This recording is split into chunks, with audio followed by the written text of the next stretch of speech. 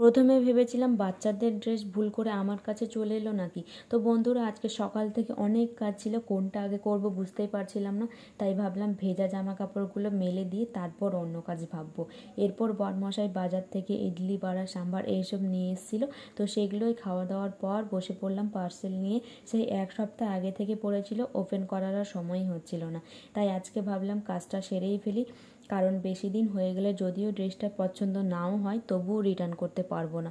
তো এই যে দেখো, ওপরেরটা শর্ট কুর্তির মতো আর তার সাথে প্লাজো, কিন্তু প্রচণ্ড ঘের আছে তাই একটু ঘাগরার মতো লাগছে দেখতে।